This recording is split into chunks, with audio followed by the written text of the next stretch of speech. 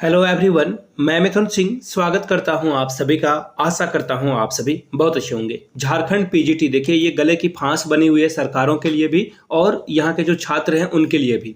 Actually हुआ क्या है कि देखिए, जब भी ईडी की जानकारी आई, पेपर लीक का खबर आया, तो उसमें ना कुछ चीज़ें ऐसी पता चली कि सरकार से जुड़े हुए जो व्यक्ति हैं, जो सूत्र हैं, वो संस्था भी यहाँ पे शामिल हो चुकी है, जिससे पेपर लीक में जो है अंदेशा है। अब देखो, किसी एक के पास बहुत सारे बच्चों का एडमिट कार्ड क्या करेगा, आप मुझे ये बताओ। एडमिट कार्ड जो है, ये बहुत सारे एडमिट कार्ड अगर किसी नेता के पास या नेता के सचिव के पास पाया जाता है तो इसका क्या मतलब है। एडमिट कार्ड आपके पास होना चाहिए, पर जो एग्जाम देने वाले बच्चे हैं उनके पास होना चाहिए। किसी इंस्टीट्यूट के सचिव या फिर किसी संस्था के अध्यक्ष के पास ये क्या काम करेगा। सीधी सीधी बात है। अब देखिए, आप लोगों ने न्यूज़पेपर की वो सब कटिंग जरूर पढ़ ली होगी, जहां पे आपने देखा होगा कि एक ही सेंटर से, एक ही एग्जाम सेंटर से बहुत सारे बच्चों का सिलेक्शन हो जाता है। आपको मैंने बार बार बताया है कि नीट के एग्जाम में भी यही जो है घपला आया था, यही धांधली वहां भी हुई थी। तो ऐसे में ये खबर जो है बहुत बड़ी खबर है, और अगर इसकी सीबीआई से इंक्वायरी की जाती है, याद रखिएगा, अगर इसकी सीबीआई से इंक्वायरी की जाती है तो बड़े बड़े नाम भी यहाँ पे शामिल होंगे। ये इसकी पूरी गारंटी मैं ले रहा हूं। अगर अच्छे से जानकारी के साथ, बिल्कुल पुख्ता सबूतों के साथ लोगों को पकड़ा जाए तो बड़े बड़े नाम इसमें शामिल होंगे, क्योंकि ये झारखंड में परीक्षा लीक बहुत बड़ी खबर है। और आपको पता होना चाहिए कि जो ऑनलाइन वाला फ्रॉड है, सबसे बड़ा फ्रॉड है ऑनलाइन। ऑफलाइन वाला में तो लोगों को पता चल पाता है कि पेपर लीक भी हुआ है। ऑनलाइन वाले में होता क्या कि सिस्टम को ही हैक कर लिया जाता है। लोग बैठे हुए हैं, उनके आंसर खुद ब खुद लग रहे हैं।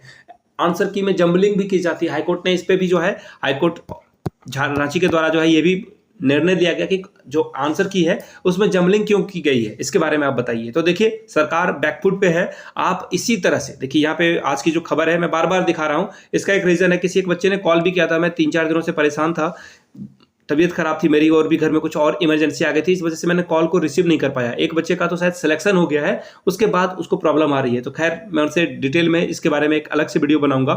तो पीजीटी की जो परीक्षा है उसमें धांधली का आरोप लगाया जा रहा है, और ये नया आरोप नहीं है। आप देखो, आज 1 जुलाई है, ये जो है 2-3 महीने से ये खबर चल रही है, और बहुत सारे बच्चे 20-25 लाख दे करके जो है जॉब ले रहे हैं। झारखंड में ये सदियों से चलता आ रहा है, चाहे वो जेई का पेपर हो, आप देख लीजिए, जेई का पेपर आउट होना हो, जेई के पेपर बिक जाने वाली बात हो, या फिर सीजीएल का पेपर लीक हो, आप देखते जाओ धांधली हुई है या नहीं, खुद से आप देख लो। सीजीएल का पेपर रद्द हुआ, इसके बाद जो लैब असिस्टेंट वाले रिक्रूटमेंट थी उसमें भी लोगों ने भर भर के, बोरा में पैसा भर भर के जो है सिलेक्शन लिया है।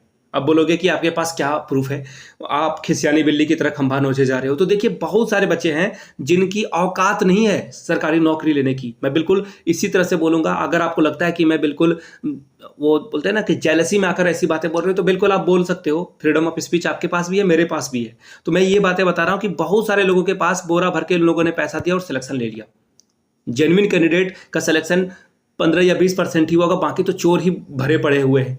तो जेन्युइन कैंडिडेट के साथ मेरा कोई भी राग नहीं है, किसी भी तरह की विद्वेष वाली भावना नहीं है मेरे अंदर। उनका सिलेक्शन हुआ है, और देखो, अगर किसी तरह की सीबीआई इंक्वायरी होती है, जो लोग पकड़े जाते हैं उनकी नौकरी जाएगी, आपको इससे क्या प्रॉब्लम हो जाएगी। तो ये बातें हैं। अब यहाँ से देखिए, जो बातें खबर में आई है वो मैं आपके साथ साझा कर देता हूँ, और आप अपनी राय जरूर लिखिए कमेंट सेक्शन में। आपको क्या लगता है? आपको हो सकता है कि आपका सिलेक्शन हो गया है और आपने बिल्कुल अच्छे ढंग से पढ़ाई करी और आप मेरे अगेंस्ट में हो। बिल्कुल अगेंस्ट वाले भी कमेंट को मैं देखना चाहता हूं कि कितने लोग अगेंस्ट में हैं और कितने लोग मेरे सपोर्ट में हैं कि हाँ, सचमुच में यहाँ पे फ्रॉड हुआ है। तो लोग नीचे कमेंट करके सपोर्ट जरूर लिखिएगा, या फिर आपकी जो भी राय हो वो आप जरूर लिखिएगा। अगर आप अगेंस्ट में हो तो आप अगेंस्ट लिख करके जो है नीचे कमेंट कर दीजिएगा कि आप किस बात से मेरी असहमति जता रहे हो। आगे देखिए क्या बातें लिखी गई है यहाँ पे। बोकारो और रांची के 2 एग्जाम सेंटर में जो है जो यहाँ पे जो बहुत धांधली हुई है, यहाँ पे बोला गया कि इसका जो रिजल्ट है इसे रोका जाए। जिन भी कैंडिडेट का यहाँ से सिलेक्शन हुआ है, एटलीस्ट उनको रोका जाए। आगे देखिए, अभ्यर्थियों ने राजभवन के समक्ष धरना दिया है और कैंडल मार्च भी निकाला है। अब देखिए, सरकार बिल्कुल शांत बैठी हुई है। सरकार नहीं चाहती कि इसमें जो है अपने हाथ जलाए जाए। इसका सीधा सीधा रीजन है, अगर आपके यहाँ पेपर लीक होता है, धांधली होती है, तो किसकी बदनामी होगी? गवर्नमेंट की बदनामी होगी। और गवर्नमेंट अपना बदनामी क्यों कराएगी? जब विधानसभा के चुनाव होने वाले हैं 2-3 महीने में, इसकी घोषणा भी हो जाएगी 2 महीने में, इलेक्शन भी जो है निपट जाएगा 4-5 महीने में, तो ऐसे में सरकार अपनी बदनामी क्यों लेगी? तो सरकार बचकर निकलना चाहती है। आप जब तक प्रेशर नहीं क्रिएट करोगे, सरकार कुछ नहीं करने वाली है आपके। यहां से देखिए, झारखंड के जो पीजीटी वाले अभ्यर्थी हैं, धांधली का आरोप लगाकर जो है इनका प्रदर्शन जारी है। बहुत सारे दिनों से ये प्रदर्शन कर रहे हैं, और रविवार को भी जो है कैंडल मार्च निकाला गया है। जिनका सिलेक्शन नहीं हुआ 1-2 मार्क्स से, डेफिनेटली वो यहाँ पे आए हुए हैं। आगे देखिए, अभ्यर्थी राजभवन के समक्ष धरना पे बैठे हुए हैं। वहीं राजभवन से एल्बर्ट एक्का चौक तक जो है कैंडल मार्च निकाला गया है। अभ्यर्थियों ने पीजीटी परिणाम के धांधली में सीबीआई या फिर ईडी से जांच कराने की बात की है। देखिए, 2 इंस्टीट्यूट से ये जानकारी चाह रहे हैं, या तो सीबीआई इसमें बैठे या फिर ईडी बैठे, और मैं तो चाहता हूं कि ईडी ही आ जाए, क्योंकि ईडी यहाँ पे और भी बहुत सारे मामले को देख रही है। तो ऐसे में लिंक बैठा पाना, और देखो एक एजेंसी जांच करेगी ना, तो इसके बीच कोऑर्डिनेशन बहुत अच्छे से होगा। सीबीआई और ईडी एक दूसरे को उतने ढंग से कोऑपरेट नहीं कर पाएगी जितना ईडी के दूसरे जो टीम है उससे ये एक दूसरे के साथ जो है कोऑर्डिनेशन कर पाएंगे। तो खैर देखिए आगे क्या और बातें लिखी गई है। साथ ही बोकारो और रांची के 2 सेंटर पे जहां पे धांधली हुई है, जहां से बहुत सारे लोग भारी मात्रा में सिलेक्शन हुआ है, वहां पे मांग रोकने की बात की गई है। राज्य सरकार के 22 सेंटर के अनुसार अभ्यर्थियों को नियुक्ति दे दो, और 2 सेंटर का अभी जो है नियुक्ति पत्र को लंबित रखा जाए।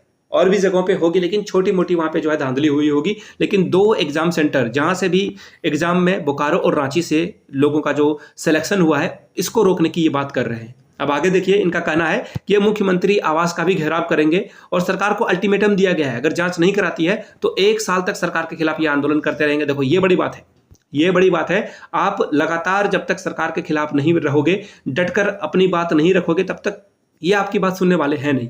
अब देखिए, मैंने जैसा पहले भी कहा है और अभी भी कहा है, आप अगर अपने अधिकारों के लिए सजग नहीं रहोगे, आप अपने अधिकारों के लिए जो है जब तक सजग नहीं रहोगे, तब तक सरकारें तो चाहती है कि लिपापोती हो जाए, आगे बढ़ जाए सरकार। सरकार को तो सरकार चलाने से मतलब है, सरकार को पैसे उगाने से मतलब है। टैक्स बढ़ाएगी आपके अलग अलग प्रोडक्ट पे, या फिर आप जो भी यूज कर रहे हो टैक्स बढ़ाकर वो अपना रेवेन्यू जनरेट कर लेगी। इसका तो काम यही है, सरकारों का यही काम होता है, चाहे वो किसी की भी सरकार हो।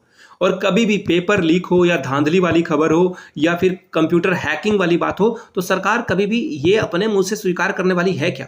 मैं सीधा सीधा बताता हूं, गांव देहात में एक कहावत होती है, अपना दही खट्टा कोई नहीं खाता। तो ऐसे में सरकार कभी भी पेपर लीक के बारे में राजी हो जाएगी क्या?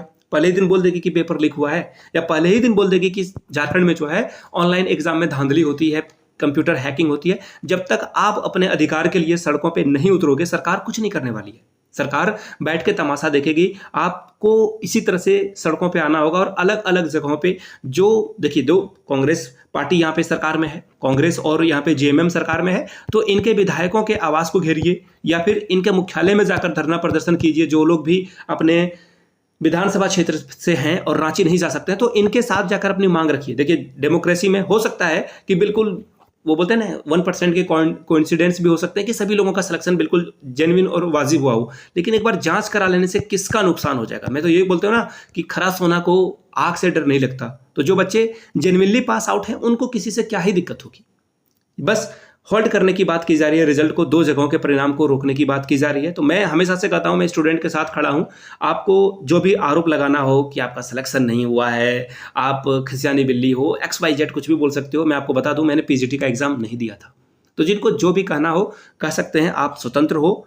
इंडिया में जो है कॉन्स्टिट्यूशन ऑफ इंडिया के अकॉर्डिंग जो लॉ है उसी के अनुसार देश चलेगा। आप अपनी राय रख सकते हो। मैंने अपनी राय जिस तरह से रखी, आप मेरे अगेंस्ट या फेवर में हो सकते हो। नीचे कमेंट सेक्शन में आप अपनी राय जरूर लिखें। वीडियो को यहाँ तक देखने के लिए आप सभी का बहुत बहुत शुक्रिया। Have a good day.